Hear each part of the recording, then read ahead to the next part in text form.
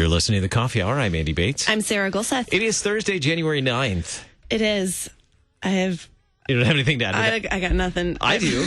It is a busy day here at the International Center. It's very colorful around here. It is because it is the inaugural Making Disciples for Life conference taking place here at the International Center. There are a number of them that will be happening throughout the country as well. But we're going to take a look at what's happening at the first one here in just a little bit. It's really exciting. Thank you, Concordia University, Wisconsin, for supporting the Coffee Hour. Find out more about Concordia University, Wisconsin at cuw.edu. Live uncommon. With us in studio this morning, the Reverend Kevin Robson, Chief Mission Officer of the Lutheran Church Missouri Synod.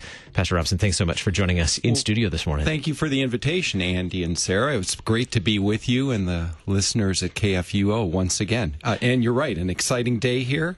Hopefully we'll all lend a bit of color to the day as things proceed forward here over the next 48 hours. Lots of bright colors welcoming the attendees to the Making Disciples for Life conference.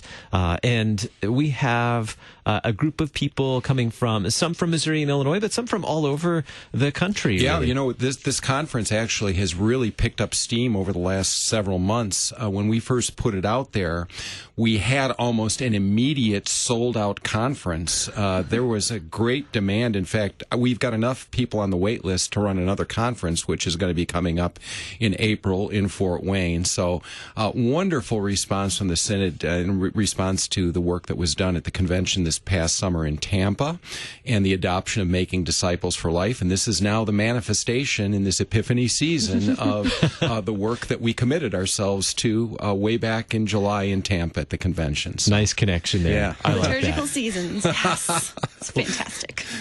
Leave it to the preacher man to make that connection to the liturgical. Thank you.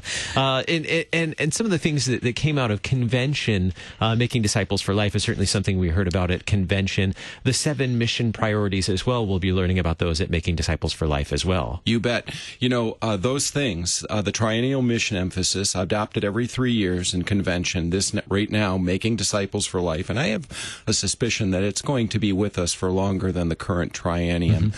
And the 7 mission priorities, which have held up robust, sustainable over a period of about 3 convention cycles now, are really the foundation on which we set objectives as a church body and continue to advance the gospel, not only here in the United States, but around the world. Drives the work of our 2 mission boards, the mission offices, and virtually everybody else in this enterprise that we call the Lutheran Church Missouri Synod.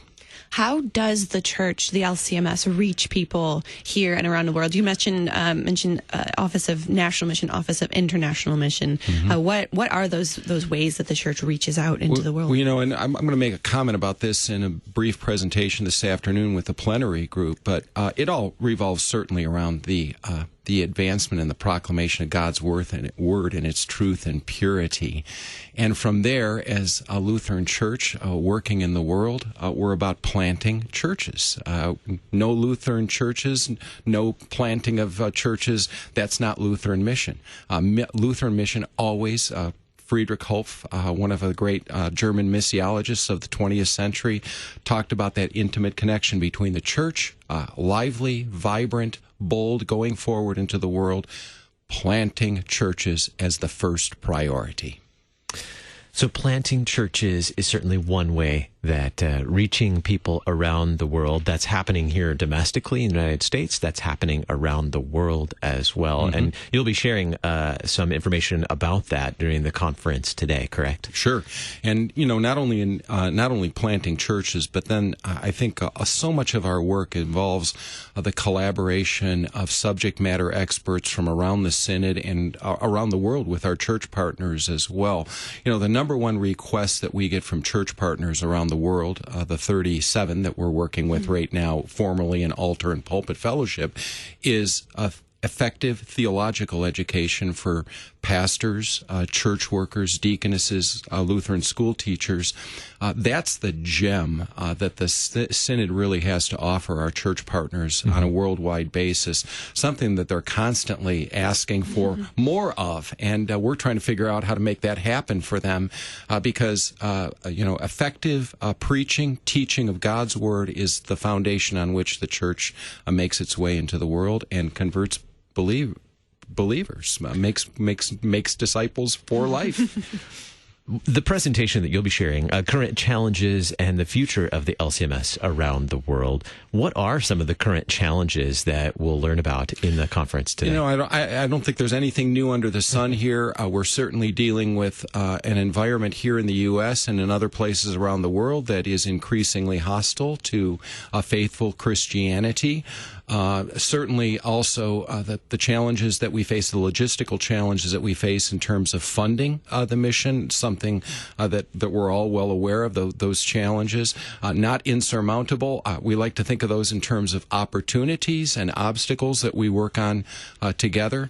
I think the challenge of working well together in a sense of trust that builds accountability and the ability to actually brainstorm and bring new creative ideas forward that all of us can consider, transferring best practices with one another, sharing our expertise. And that's what Making Disciples really is all about, is providing the vehicle going forward within our church body to share the expertise and the best practices that we have available in our church body, to apply those rather than continually reinventing the wheel, which all of us, including me, are prone to do at times.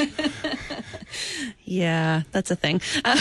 What is the future? What does the future look like?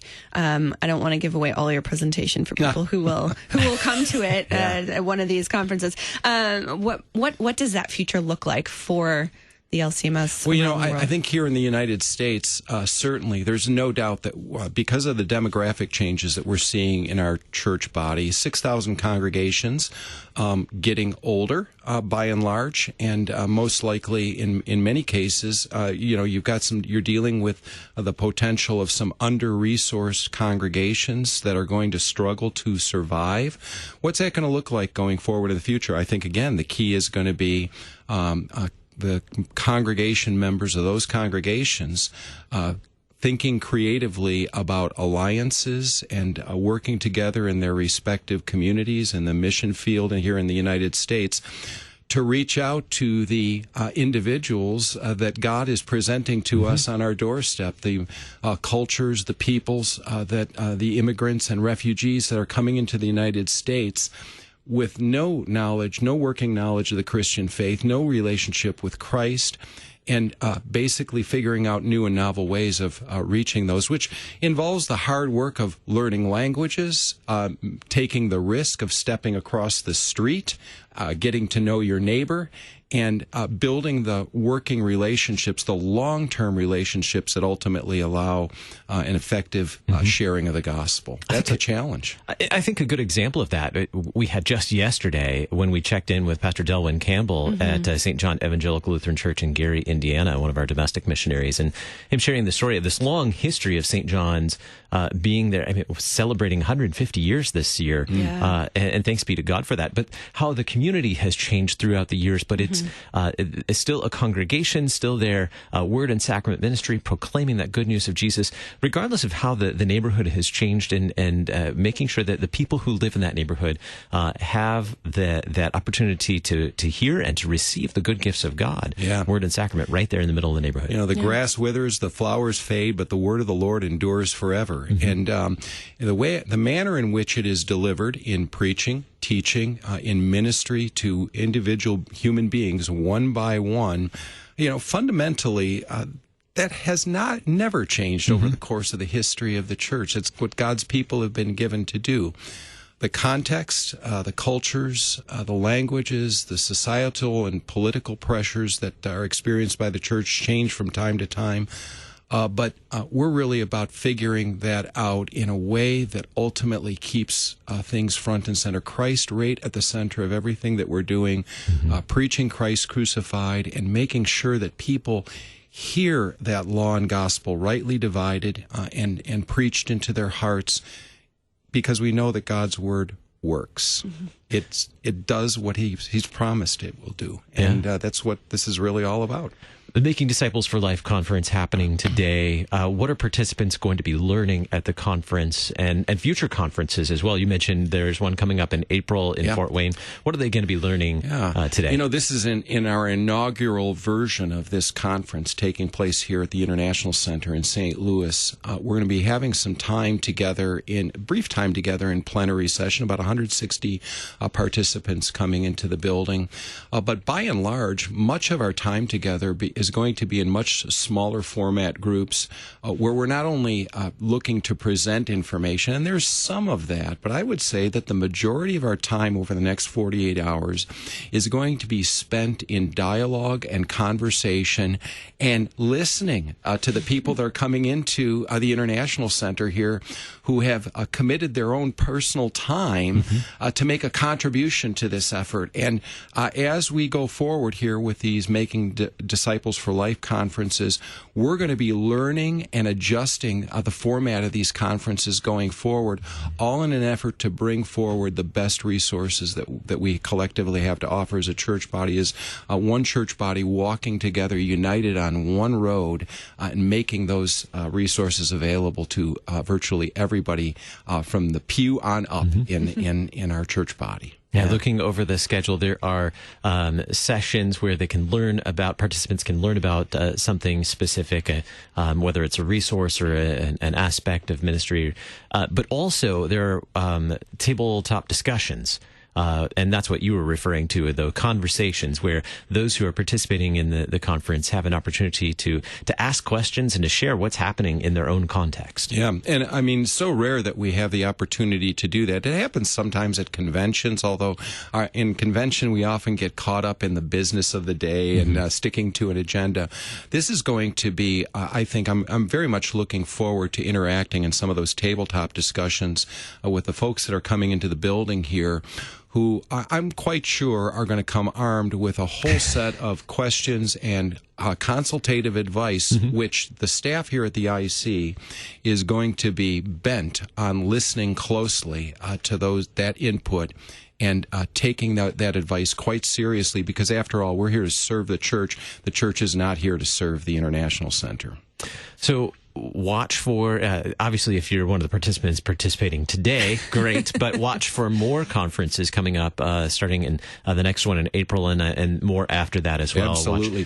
We've had out of the 35 districts, I think we've had 11 so far that have raised their hand and said, hey, we want to host one of these. Wonderful. Awesome. So I think we're going to get very busy here over the triennium in terms of getting people involved, and there's a great deal of interest in what's going on here, reflective of the joy that we share with one another in the advancement of the gospel. The Reverend Kevin Robson, Chief Mission Officer, Lutheran Church Missouri Synod, Making Disciples for Life. Thanks so much for being our guest on the Coffee Hour today. My pleasure. Coming up next, we'll check in with Ministry to the Armed Forces and how we can pray for our chaplains, our troops, during the days ahead. You're listening to the Coffee Hour. I'm Andy Bates. I'm Sarah Golseth.